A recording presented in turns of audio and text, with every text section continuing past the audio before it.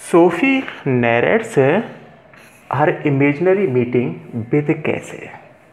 Sophie है, नैरेट्स का मतलब बतलाती है या सुनाती है, हर इमेजनरी मीटिंग अपनी काल्पनिक मुलाकात विथ है कैसे, डैनी कैसे के साथ अपनी काल्पनिक मुलाकात के बारे में बतलाती है।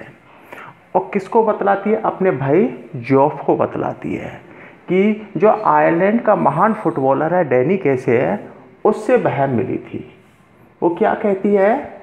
सोफी टोल्ड, और सोफी ने कहा दैट कि सी मैट है कैसे, कि वह कैसे से मिली थी इन दी आर्केड। आर्केड का मतलब बाजार, कि वह डैनी कैसे से कहाँ मिली थी? बाजार में मिली थी। वो कहती है सी वॉज लुकिंग, और वह देख रही थी एट द क्लॉथ्स, और कपड़ों को देख रही थी इन राइस विंडो, कि राइस की खिड़की में जो कपड़े हैं उनको देख रही थी।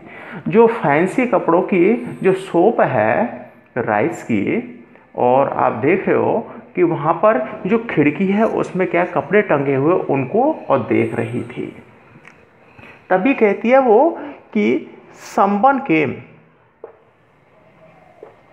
Came and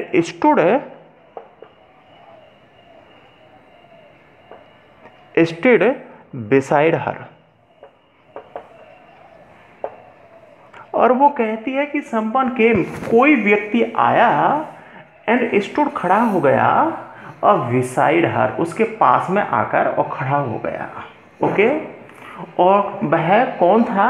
he was Danny कैसे। ही वॉज डैनी कैसे, और वह कौन था? वो डैनी कैसे था। जॉफ लुक्ड, और जॉफ ने देखा एट हर, और सोफी की ओर इन डिसबिलीफ, अविश्वास के साथ, और सोफी की तरफ और देखा। ये आस्क्ड हर, और उसने सोफी से पूछा हाउ ही लुक्ड लाइक, कि डैनी कैसा दिखाई देता था। Sophie invented the details. अब सोफी है और विस्तार से इन्वेंटेड है और सुनाती है, अर्थात डैनी कैसे के बारे में कल्पना करती है। और वो कहती है सी टोल्ड, और सोफी ने कहा कैसे had green and gentle eyes, कि डैनी कैसे की ग्रीन और विनम्र आंखें हैं, हरे रंग की है और विनम्र आंखें हैं। सी रिकॉग्नाइज्ड और हिम, और उसने डैनी कैसे को और पहचान लिया था वाई हिज एक्सेंट, कि उसके उच्चारण से, एक्सेंट का मतलब वो उच्चारण, कि उसने डैनी कैसे को उच्चारण से अर्थात बोलने के ढंग से उसे पहचान लिया था।